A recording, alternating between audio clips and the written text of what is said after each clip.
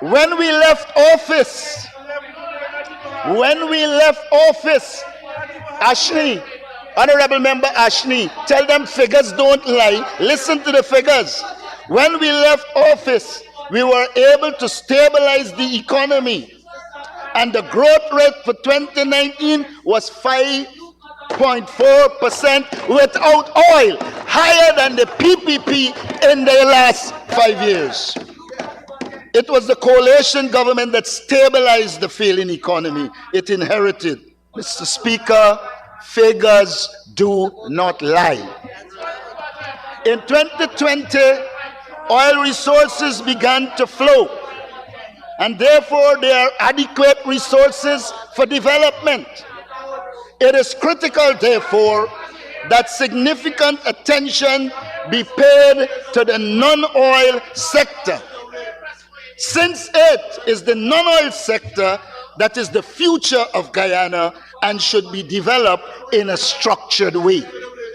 Mr. Speaker, if one accepts that the non-oil sector is an important gauge of how the economy is performing, then one would have expected significant growth in the non-oil sector. Unfortunately, this is not the case. Growth is very marginal amidst failure. The government seeks to obfuscate this reality by using percentages and hiding the role of the oil sector in producing the so-called growth in the non-sector oil. Mr. Speaker, the Minister with responsibility for finance states that oil supply will surpass demand in 2025, leading to a 10.5 drop in oil prices just to around $71 per barrel.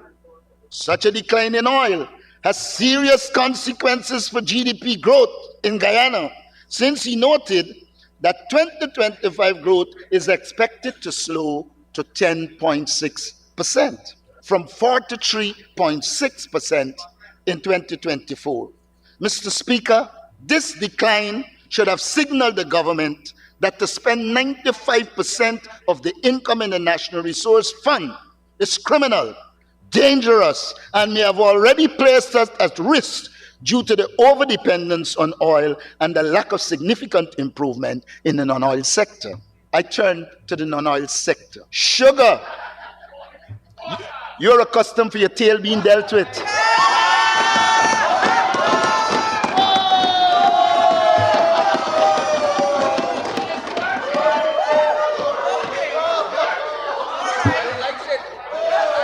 Non-oil sector. Sugar.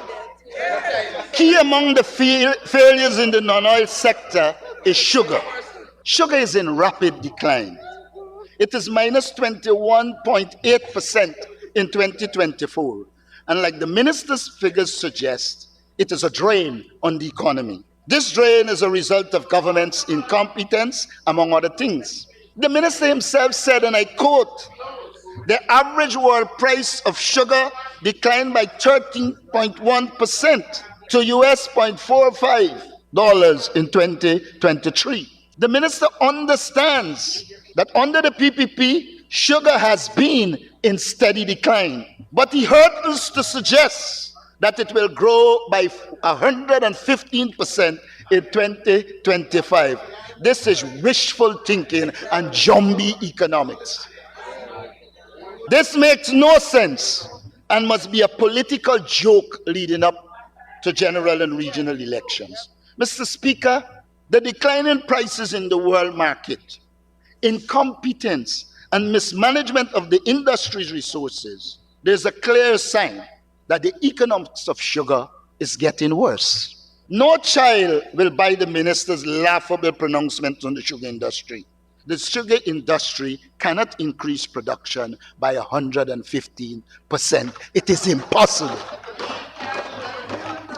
Mr. Speaker, as the next government, we will increase sugar production. We will manage GuySuCo effectively.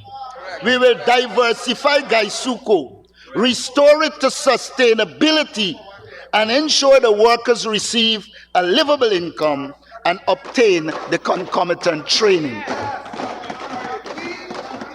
Mr. Speaker, we have developed a clear path for a successful GuySuCo by diversifying the agricultural product, appointing competent managers. I want to repeat this. Appointing competent managers, not appointing them and when they prove incompetent, you make them ambassador. Upgrading the skills of the existing workforce and creating alternative employment for people in the sugar belt as we right-size